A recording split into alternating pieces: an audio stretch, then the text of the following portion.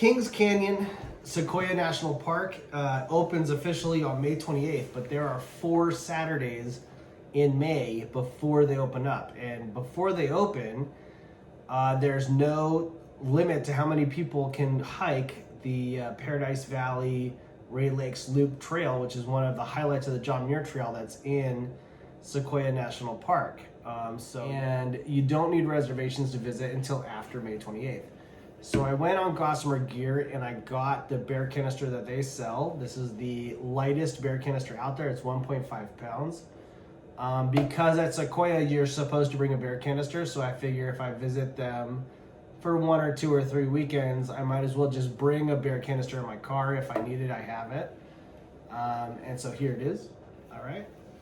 Also, for my motorcycle, I got a helmet, a half helmet here, with skulls on it. If you're wondering if a half helmet fits underneath the Ghost Whisperer 1 hood, it does. Check this out. All right, so the difference between the Ghost Whisperer 1 and the Ghost Whisperer 2 and the Ghost Whisperer UL is what you're looking at right now. The hood goes over the helmet. Also got the Gossamer Gear trucker hat, okay? Got the Z-Packs beanie. This one is a little small. I think this is my 3rd Z-Packs beanie. It's probably the best ultra lightweight backpacking beanie out there. Except for that, it's easy to lose. It's black and they blow away in the wind pretty easy. I lose them all the time. This is my 3rd one. This one is a little tight and it took about a month to get.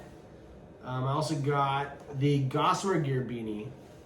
This is a lightweight beanie, but it's sewn together at the top and it has a tendency to bunch together. It goes like this. And I like to wear a beanie when I'm sleeping. So when I grab this thing to sleep in it, it goes like this and it's difficult to get on. You know, it's sewn in a funny way at the top and it doesn't really work that great, especially at night, just because I can't get it on. Also got the Buff beanie. This was like the most comfortable, biggest beanie I'd ever had when I got it originally on sale for 14 bucks. After I washed it, it shrank, but it's still a good beanie. I've been sleeping in this one. It's pretty good. Got the, got the Trek magazine trucker hat. It's good. This is a good hat. I got the Ultimate Direction shorts. Now the thing about these shorts is that they've got 2 flasks in the back.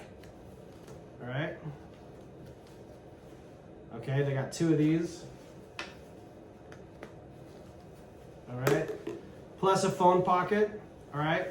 The thing about these shorts is that it's mostly a pair of spandex shorts. And the way that works is if you start chafing, you can pull the spandex up, you know, basically up. You can wedgie them, you can pull them up to prevent the chafing.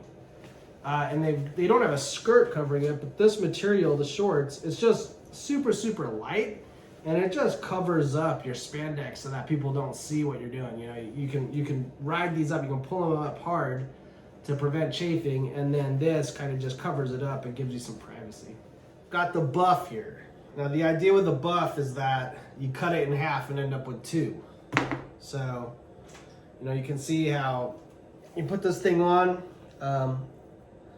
Obviously you can work it as a mask, but you know, you bunch it up and you can kind of get it working as a beanie for you, you know. But the idea is you can cut the thing in half and have 2 half buffs. It's pretty awesome. It's pretty good. All right, I've also got 3 bots here. Some people might just say that that's insane, but I just want you to know that, you know, yeah, this is 300 bucks right here. 3 bots. But I did not buy any of these bots. Every time my birthday or Christmas rolls around, I always ask for a bot because I never really want anything when the holidays roll around, so I just always ask for a bot. I got 3. I got the one with handles, the HD, I got the one with the cozy, and I got the short one, okay? Basically, the reason I did that is because you need a pot to go backpacking. You know, you boil water with these pots, or if you're gonna cold soak, you would cold soak in a container. This has a lid, you know, and the lid does have this like rubber ring and it causes it to seal shut.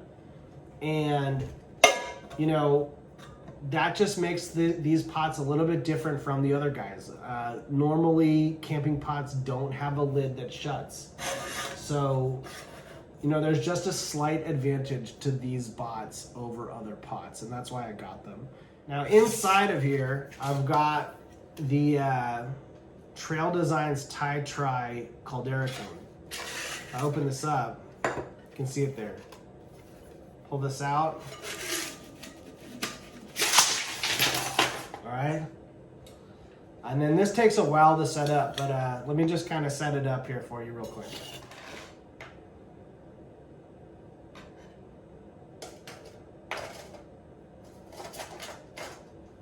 All right, so that's the wood burning stove portion of the Tri Caldera Cone.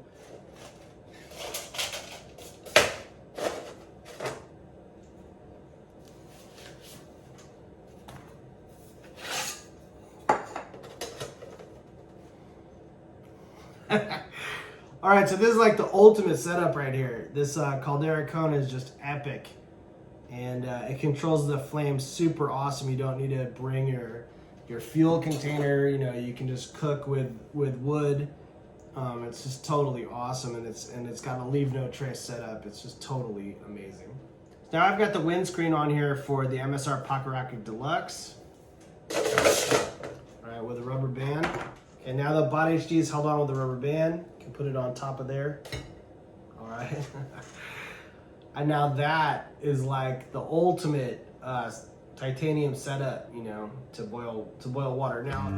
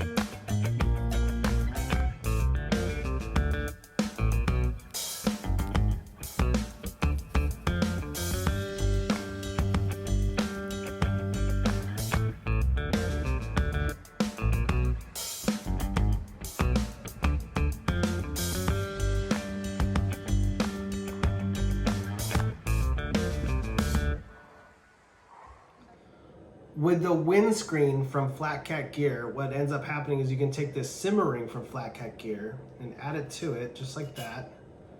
And now what's going on is the flame is coming out of the Pocket Rocket Deluxe, and it's being held in there. The heat is being trapped inside of you. You add the Caldera Cone to that, okay, just like that.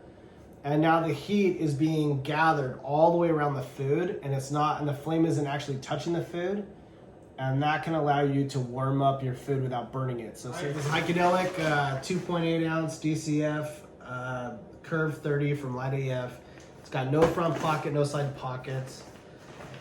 It does have a bottom pocket. This is a high wear and tear area. This is where you put your pack down all the time. The chances of putting a hole in your bottom pocket is pretty, there's a good chance that you'll probably eventually put a hole in your bottom pocket.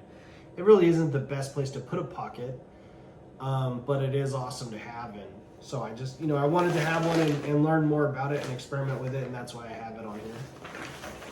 I've also got the water bottle pockets on there. This DCF material, 2.8 ounce DCF, it does shrinky dink, but it also gets kind of burlier over time. So it's got Cordura, which was discovered by Granite Gear on the outside, but only a little tiny bit of it. And a tiny bit of Dyneema on the inside. Now, Dyneema is what's used for sailboat sails. It won't pull apart in the wind. It's got a really, really tough tensile strength. So you only need a little bit of it. So there's a little bit of Dyneema on the inside, a little bit of Cordura on the outside. What ends up happening over time is that it kind of shrinks on its own. It just is such a simple material that the plastic kind of shrinky dinks. And what that does is it causes the pack to be tougher and burlier over time. But the volume of the pack will shrink a little. So when you first get a DCF pack, it'll have a lot of space. 6 months later, a year later, it'll have a little bit less space, but the pack will be a little bit tougher. You don't want to put these DCF packs in the dryer though, because the nylon stitching that goes down the seam will shrink. And what happens is when you put it in the dryer, it alters the geometry that you get from the backcountry outfitter when you buy it. So, there's a specific curve shape to this pack right now. If I were to put it into the dryer, the stitching would shrink, and that would cause the pack to be more of an egg shape, and I would lose some of the geometry that I got from the master shaper, from the guy who sewed it together.